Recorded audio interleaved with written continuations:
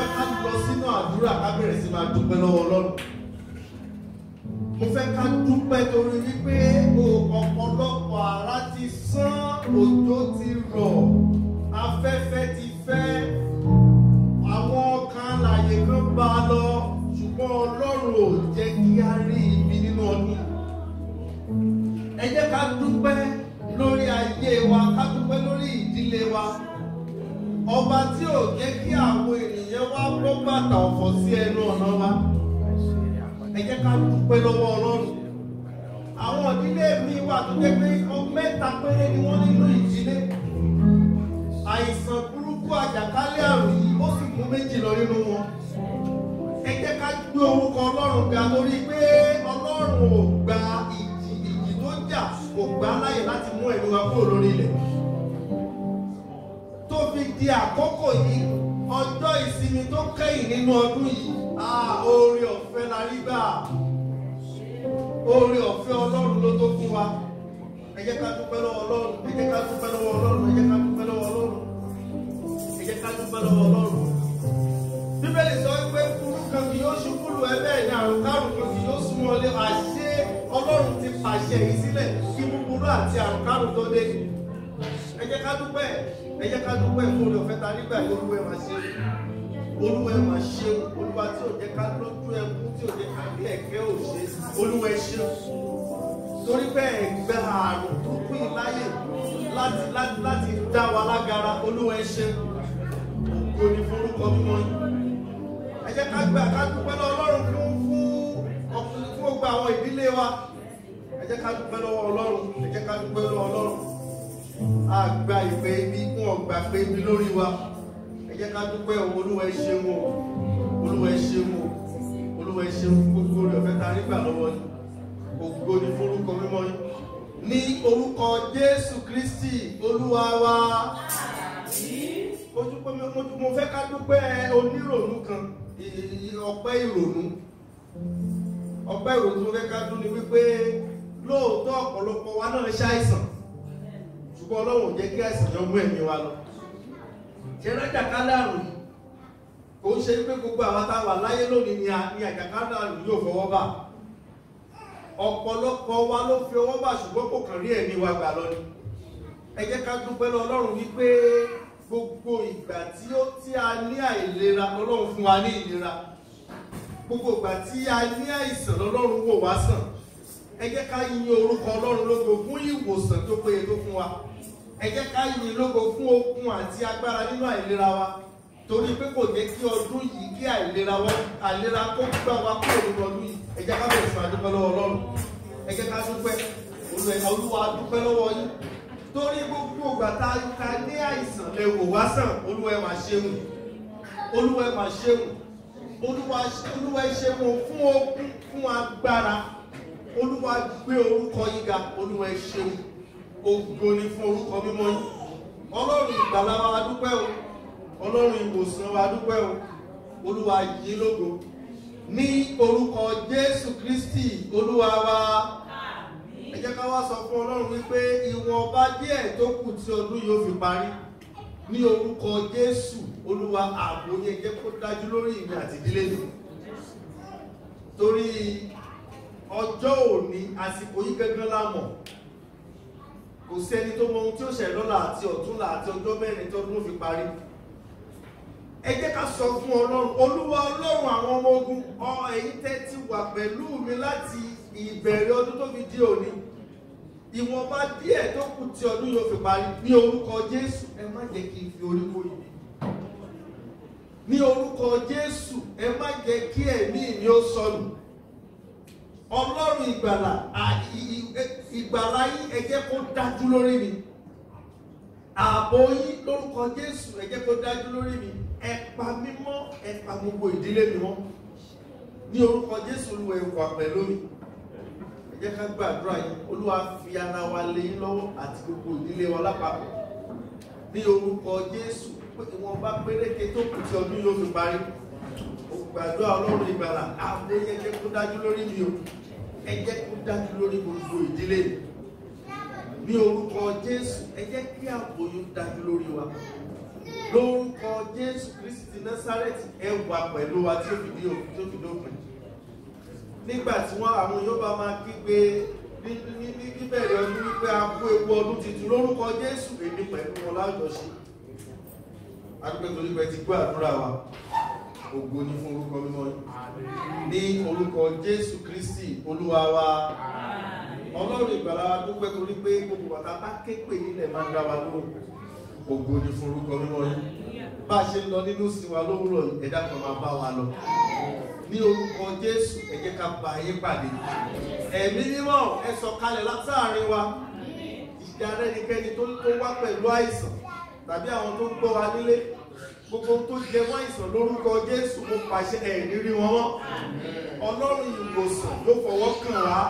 Gbogbo tó jẹ mọ́ àjàkálẹ̀ àrùn tó lè máa bá ẹnikẹ́ni jà lórúkọ Jésù lónìí lòpin dé bá wọn. Adúgbò ti gbọ́ àdúrà wa. Ìgbà tí ìsìn yóò bá fi parí lónìí lórúkọ Jésù, orin aleluya ẹ jẹ́ kó gba ẹnu wa. Gbogbo àwọn tẹ́ lò lónìí, Olúwa ẹ lò wọ́n fún wa. Ẹ bá wa pàdé. A ó sì máa yìn lógo. Ní orúkọ Jésù Kristi Olúwa wa. Ẹ jẹ́ ká ṣe àmì tó rinlẹ̀. Hallelujah o. Ògo ni fún bàbá.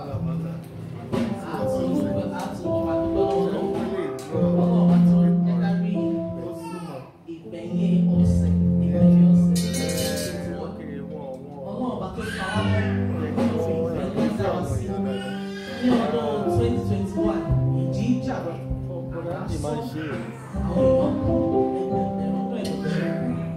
Ọlọ́run Elédùmarè ló dá wa sí, nínú àánú rẹ̀ ló dá wa sí. Kájú ọba tó ti kọ́ ẹ ṣé pé wọ́n rí àdúrà, ẹ ṣé fún ìfẹ́, ẹ ṣé mo wá dúpẹ́ ọ̀sẹ̀ tó parí ọdún yìí ni Ọlọ́run Elédùmarè ó ṣàánú fún wa. Mélòó ni màá rò nínú oore tí bàbá ṣe? Mélòó ni màá rò nínú oore tí bàbá ṣe? Oore rẹ̀ bá pọ̀ ojú lórí òun. Mélòó ni màá rò àfi kí n ṣàdúpẹ́? Oore rẹ̀ bá pọ̀ ojú lórí òun.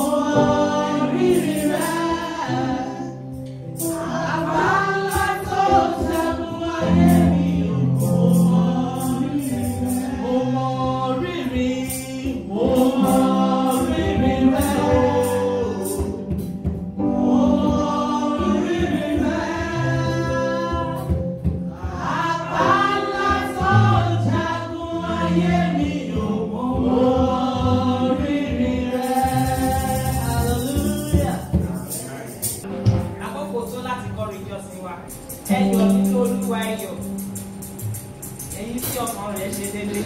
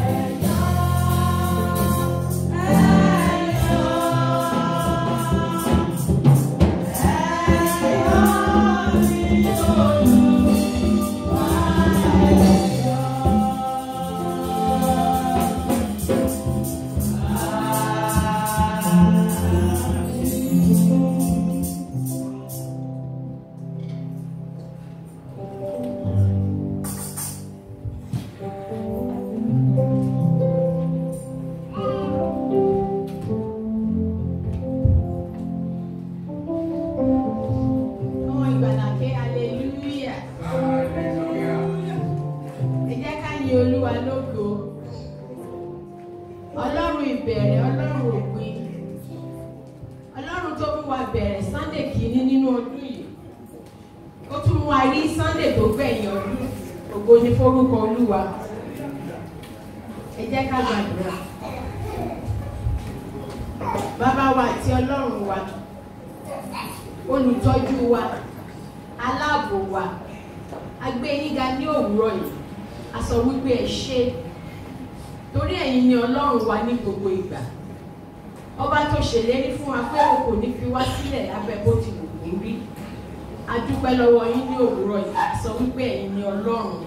Olúwa gba ọpẹ́ kó gbà yín wá. A dúpẹ́ ìbẹ̀rẹ̀ ọdún, a dúpẹ́ òpin ọdún. A dúpẹ́ pé ìjìjà atẹ́gùn fẹ́, ọba tí ò jẹ́ kí di ayé ó gbé wa lọ. Kò gbé ọmọ lọ, kò gbé ọkọ lọ, kò gbé ìjọ Ọlọ́run lọ.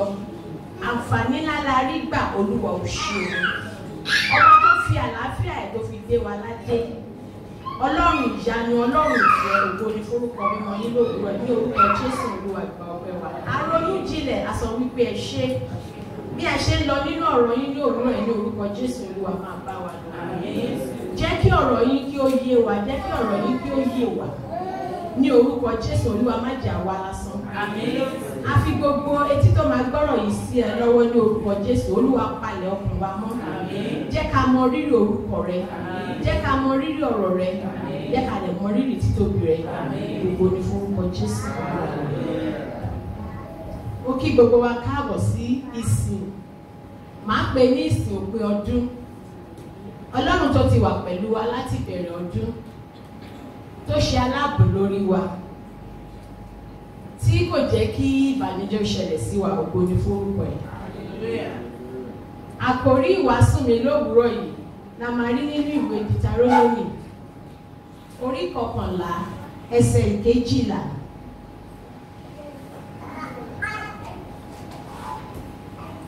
Ẹni tó bá rí ṣáájú mi lè ràn mí lọ́wọ́. Olúwa ràn wá lọ́wọ́ lórúkọ Jésù. Bíbélì sọ wípé ilẹ̀ tí Olúwa Ọlọ́run rẹ̀ ń ṣe ìtọ́jú, ojú Olúwa Ọlọ́run ń bẹ lára rẹ̀ nígbà gbogbo, láti ìbẹ̀rẹ̀ ọdún dé òpin ọdún. Ojú Olúwa ló wà lára rẹ̀, òun ló wà lára mi. Tó fi mú wa bẹ̀rẹ̀ láti ìbẹ̀rẹ̀ ọdún, èyí ni Sunday tó gbẹ̀yìn nínú ọdún yìí. Ó ní Olúwa láti ìbẹ̀rẹ̀ ọdún dé òpin ọdún, ògo ni forúkọ Olúwa. Tá bá wo ẹsẹ̀ Bíbélì tí a kà yìí, ohun mẹ́ta la máa rí jáde nínú ẹ̀. Ó sọ pé ilẹ̀, ojú Olúwa àti ìtọ́jú. Tá bá wo ìwé Sáàmù orí 24 ẹsẹ̀ 1. Orin Dáfídì. Torí àkókò wa, ẹni tó bá wà níbẹ̀ lè ràn mí lọ́wọ́.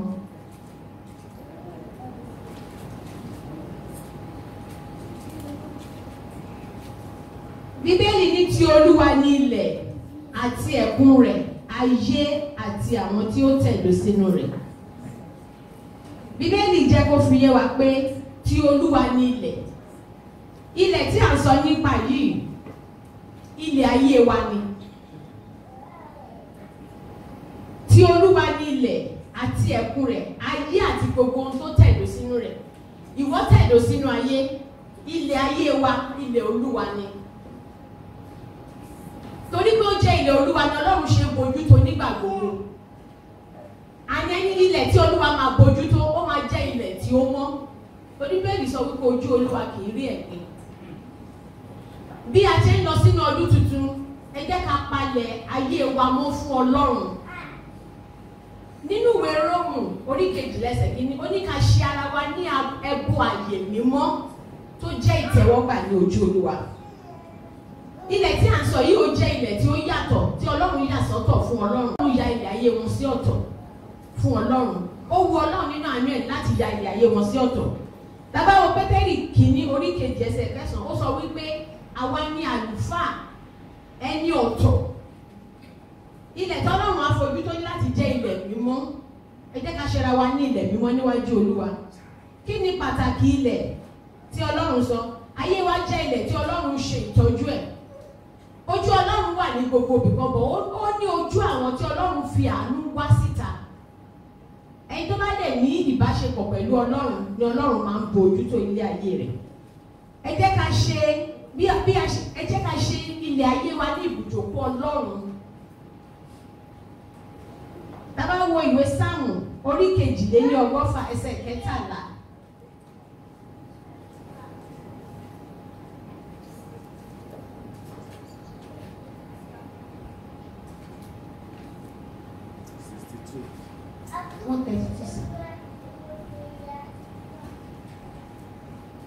Ó ní nítorí tí Olúwa ti yan Síónì, ó ti fẹ́ fún ibùjókòó rẹ̀. Ẹ jẹ́ ká ṣe ilé ayé wa, àyíká wa ní ibùjókòó Ọlọ́run tí Ọlọ́run máa lè jókòó sí, tí a fi lè jẹ́ ìsìn fún Olúwa. Bíbélì sọ pé ojú Olúwa ń bẹ níbi gbogbo, ṣùgbọ́n àánú rẹ̀ ń bẹ lórí ilẹ̀ rẹ̀. A rí ẹ̀ka nínú Pétérù kínní orí 3 ẹsẹ̀ 12. Ojú Olúwa wà káàkiri, ṣùgbọ́n àwọn tí ó bá bẹ̀rù Olúwa ní Bíbélì sọ pé ojú Olúwa wà lórí wọn ní gbogbo ìgbà. Bí a ṣe ń lọ sínú ọdún tuntun, ẹ jẹ́ kí ìbẹ̀rù Ọlọ́run kó jẹ́ nǹkan tá a máa fọkàn sí nínú ọdún yìí. Gbogbo nǹkan tá a bá máa ṣe ká fi bẹ̀rù Ọlọ́run sí. Ọlọ́run á ràn wá lọ́wọ́ ní orúkọ Jésù. Nínú ìwé Àsáyà orí 50 ẹsẹ̀ 7 ó sọ pé ká ṣe ilé ayé wa ní ibùgbé Ọlọ́run. Ní gbogbo nǹkan tá a máa ṣe ká fi ilé ayé wa ṣe ibùgbé Ọlọ́run. Tá a bá ní ìtọ́jú, Ọlọ́run tọ́jú àwọn tó bẹ̀rù ẹ̀, ààbò rẹ̀ sì bẹ lórí wọn, ìbùkún rẹ̀ ń bẹ, torí ìbùkún Ọlọ́run la rí, òun Ọlọ́run ṣe fi ń tọ́jú wa. A lè rí ìtọ́jú Ọlọ́run ní ìgbà gbogbo ní gbogbo ọ̀nà. Ọlọ́run á ràn wá lọ́wọ́ lórúkọ Jésù.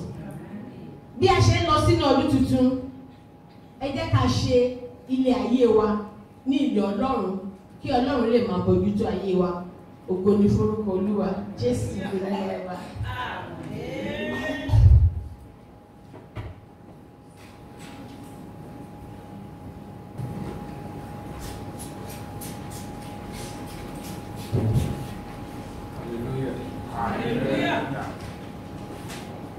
Hallelujah. A dúpẹ́ lọ́wọ́ oníwàásù obìnrin wa fún ọ̀rọ̀ ìyànjú tí wọ́n ti gbà wá lówùúrọ̀ yìí lórí ilé ayé wa, pàtàkì láti fi ilé ayé wa lé Ọlọ́run lọ́wọ́ kí Ọlọ́run lè bá wa mójútó. Ó di kankan mú nínú ìwàásù wọn pé ilẹ̀ tí Ọlọ́run bá mójútó, ilẹ̀ tí ó jẹ mímọ́ ni. Ilẹ̀ tí Ọlọ́run bá máa mójútó, ilẹ̀ tó láti jẹ́ mímọ́. Báwo la ṣe lo ayé wa nínú ọdún tí ó ń parí lọ yìí? Oore ọ̀fẹ́ lọ́pọ̀lọpọ̀ wa rí gbà, bó ṣe wípé bóyá ilẹ̀ wa mọ́ bẹ́ẹ̀ náà. Ṣùgbọ́n Ọlọ́run jẹ́ kí a rí oore ọ̀fẹ́ yẹn gbà, ó sì tún bójútó ayé wa. Ohun tó ń pè lóore ọ̀fẹ́, òun ni nǹkan tí a lẹ́tọ̀ọ́ sí ṣùgbọ́n tá a rí ojú rere láti rí ìgbà lọ́wọ́ Ọlọ́run. Òun wáyé ní gbogbo ìgbà. Mo gbàdúrà wípé oore ọ̀fẹ́ Ọlọ́run ní ká kúrò nínú ayé wa. Ní ọdún tó ń bọ̀, ẹ jẹ́ kí ilẹ̀ wa kí ó mọ́ fún Ọlọ́run. Nínú ìwé Róòmù tí wọ́n kà fún wa, ìwé Róòmù orí 12 àbí orí 12 ẹsẹ̀ 1, ó ní kí a fi ara wa ṣe ẹbọ ààyè sí Ọlọ́run, ẹbọ ààyè tí ó jẹ́ ìtẹ́wọ́gbà. Ṣé nígbà tí Ọlọ́run bá ní nǹkan tí yóò ní àǹfààní rẹ̀ lọ́wọ́ wa, òun láṣẹṣẹ ṣe pàtàkì sí láti jẹ́ pé kí Ọlọ́run lè tọ́jú wa. Yorùbá sọ wípé olówó má já sí kòtò, olówó má já sí gegele. Olówó tó bá ta bá rí ìgbà lọ́wọ́ ẹni o. Ẹ jẹ́ kí n kà fún wa Róòmù orí 12 ẹsẹ̀ 1. Ó ní ìjẹ́ nítorí náà ẹ̀yin ará, mo fi Ọlọ́run aláàánú bẹ̀ yín. Bíbélì mi sọ pé mo fi ìyọ́nú Ọlọ́run bẹ̀ yín pé kí ẹ ya ara yín sọ́tọ̀ bí ẹbọ mímọ́ tó jẹ́ láti fi sin Ọlọ́run, ẹbọ mímọ́ tó yẹ láti fi sin Ọlọ́run. Èyí ni iṣẹ́ ìsìn tí ó yẹ yín. Ká ya ara wa sọ́tọ̀, ara wa gẹ́gẹ́ bí ìwàásù tá gbọ́ lónìí, ilẹ̀ kan ló jẹ́ fún Ọlọ́run. Ṣùgbọ́n nígbà tá a bá yà sọ́tọ̀, òun la lè ṣe iṣẹ́ ìsìn tí ó jẹ Ọlọ́run lógún. Ṣé nígbà tí a bá ya ara wa sọ́tọ̀ yìí, òun gangan ni Ọlọ́run lè bójú tó ara wa, torí pé Ọlọ́run ó rí àǹfààní nínú rẹ̀. Àǹfààní tí ó sì rí nínú rẹ̀ ni wípé a lè fi ṣe iṣẹ́ ìsìn tó tọ́ fún, iṣẹ́ ìsìn tó jọjú. Ara tí Ọlọ́run bá wá nílé àǹfààní nínú rẹ̀ kọ́, ara tó lè, ara tó dọ̀tí. Ṣé o pé kò ní Ọlọ́run ní kankan láti bójú kúrò nínú ara bẹ́ẹ̀? Nínú ọdún tí a fẹ́ lọ mú yìí, ẹ jẹ́ ká sa gbogbo ipá wa láti ya ara wa sọ́tọ̀, láti jẹ́ kí ara wa ó jẹ́ mímọ́ tí a lè fi ṣe iṣẹ́ ìsìn tòótọ́ fún Ọlọ́run. Lọ́sẹ̀ tó kọjá, a sọ nípa ohun tó fà tí àwọn èèyàn kì í fi lè sin Ọlọ́run dáadáa, ohun tí ó wà nínú tọ́pọ̀lọpọ̀ fi ayé rẹ̀ jì fún. Ara nǹkan tá a fayé wa jì fún àwọn ọmọ ayé yìí, àwọn nǹkan tá a lè ṣe ní ìwọ̀ntúnwọ̀nsì, àwọn nǹkan tá a lè ṣe ní ìwọ̀ntúnwọ̀nsì, gbogbo nǹkan tí a bá lè ṣe ní ìwọ̀ntúnwọ̀nsì, ó ṣe é ṣe kí wọ́n gba Ọlọ́run kúrò lọ́wọ́ wa.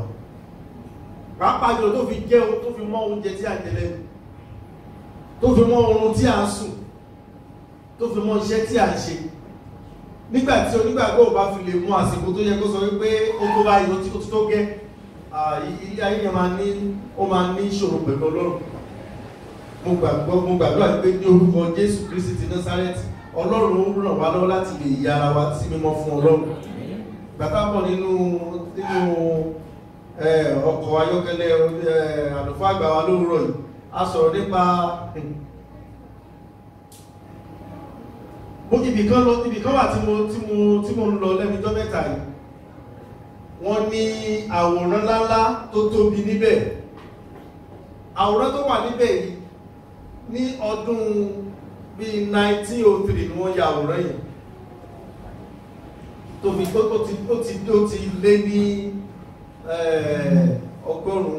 Ó ti lé ní ọgọ́rùn-ún ọdún àbí. Àwọn èèyàn ńláńlá ló wà níbẹ̀. Wọ́n ṣe bí ìkóra ìjọ fún ìgbádùn iṣẹ́ àṣeyọrí tí wọ́n ṣe. Èyàn máa rí ìgò ọtí lọ́wọ́ wọn jókòó, àwọn bíbára wọn sọ̀rọ̀ ní méjì méjì. Àwọn tó wá bẹ̀, mo máa ń gbìyànjú láti kà wọ́n ní gbogbo àti mo bá débẹ̀, ó dàbí ká ní wọ́n lé díẹ̀ ní ọgọ́rùn-ún márùn-ún. Mo máa ń kà wọ́n wọ aṣọ tó dára. Gbogbo àwọn tó sì wà bẹ̀, gbogbo àwọn tó jẹ́ àwọn ọlọ́lá, pàápàá jùlọ olórí orílẹ̀-èdè yìí nígbà yẹn ó wà níbẹ̀. Ṣùgbọ́n kí nìkan tó máa wá síbi lọ́kàn ní wípé gbogbo àwọn tó wà bíbà yìí, ibo náà wà lónìí. Ó dàbí ká ní afẹ́fẹ́ ti gbá wọn lọ àti ẹ̀lérí wọn mọ́ láíláí. Orílẹ̀ tẹ́mi wà tí mo ti ń wo àwòrán wọn, orílẹ̀ yẹn ni wọ́n wà ní àsìkò yẹn. Lẹ́yìn tó fi hàn wáyé pé gbogbo bí táwa náà tẹ̀lé ni, tí Jésù bá ti délé ní ọgọ́rùn-ún ọdún tó ń bọ̀ sẹ́yìn, á ti di afẹ́fẹ́, á ti máa gbá wa kúrò pátápátá. Ìkankan tí àlùfáà àgbà wa sọ ni wípé kódà bí a bá pẹ́ láyé jù bẹ́ẹ̀ lọ, ṣe tó bá ti tó àsìkò yẹn, ilé ayé yóò ní wùwá mọ́. Ẹ wo àwọn tó bá ti tó ọgọ́rùn-ún mẹ́rin ọdún, ọgọ́rin ọdún tàbí àádọ́rùn-ún 90, káwà sọ wípé inflate ó jẹ wọ́n níta, gbọ́ kí ló kàn wọ́n pẹ̀lú yìí. Tàbí ọkọ̀ tuntun kan ṣẹ̀ṣẹ̀ jáde sí wọn ti ẹ̀ ní kò jọ wọn lójúmọ́. Ohun tó pọ̀lọpọ̀ wá sí ilé káàkiri kìí, àsìkò kan bẹ tí a kàn gbà wá kúrò tá a bá fẹ́ lọ pẹ̀lú bá àgbà wá kúrò. Mo tó tó àsìkò òun ló ṣe pàtàkì fún wa láti fi ara wa jì fún Ọlọ́run ní ẹbọ àyè mímọ́. Ní orúkọ Jésù Kristi ti Násárẹ́tì, kò sí nǹkan tí ó gbà wá kúrò níwájú Ọlọ́run. nínú ọdún tó ń bọ̀ ẹ jẹ́ ká sán ṣòkòtò wa láti fi ara wa jì fún Ọlọ́run ní ẹbọ ayọ̀. Ohun kan náà tí a lè ṣe fún Ọlọ́run tí ó gbádùn nínú wa ni Ọlọ́run á sẹ́nu wá láti fi ṣe bẹ́ẹ̀. A dúpẹ́ fún ìfarabalẹ̀ wa lónìí. Ní agbára Ọlọ́run ní ọjọ́ mẹ́jọ ètò ìsìn orin la fi ṣe fún ìdúpẹ́. Ó máa jẹ́ ìsìn àkọ́kọ́ nínú ọdún èso àṣàyàn orin. A fẹ́ dúpẹ́ Ọlọ́run ká jó ká yọ̀ níwájú Ọlọ́run fún oore rẹ̀. Mo sì nígbàgbọ́ pé ní orúkọ Jésù gbogbo apáta ni a wà níbẹ̀. Ọlọ́run á dá ẹ̀mí wa sí. Gbogbo kò ní ṣubú lù wá. Àrùn kárùn kò ní súnmọ́lé wa. Bá a ṣe lọ nínú ọ̀sẹ̀ tó kẹ́yìn nínú ọdún yìí ní orúkọ Jésù gbogbo ohun tí a ti ń lé láti ìbẹ̀rẹ̀ ọdún tí ò ti tẹ̀ wá lọ́wọ́ Ọlọ́run á fà lé wa lọ́wọ́. Tá a bá sì rí ìṣòro kíṣòro tí ẹnikẹ́ni dojú kọ nínú wa ní orúkọ Jésù lọ́sẹ̀ yìí lónìí ní ìṣòro yóò dópin. Ọlọ́run fi ayọ̀ gbàlà rẹ̀ láti tẹ́ wa lọ́rùn ní orúkọ Jésù Kristi Olúwa wa. Ẹ ṣeun gbogbo àwọn tí ó wò wá láti ilé a dúpẹ́ fún ìfarabalẹ̀ yín lónìí ní orúkọ Jésù ẹ̀mí ọ̀run á wà pẹ̀lú yín lọ́jọ́ mẹ́jọ ẹ jẹ́ ká tún pàdé papọ̀. Ẹ ṣé àwọn tí a bá ní ohunkóhun tí a bá fẹ́ fún Ọlọ́run ẹ má jẹ́ ká gbàgbé láti ṣe kí a tó lọ. Àwọn tó sì wò wá nílé tá a bá fẹ́ ṣe bẹ́ẹ̀ nínú a lè ṣe sínú àkáǹtì ìjọ ní orúkọ Jésù gbogbo ohun tá a bá fún Ọlọ́run á dá padà sínú ayé wa ní ìrọ̀rùn ní orúkọ Jésù Kristi Olúwa wa àti wa kú ìsinmi.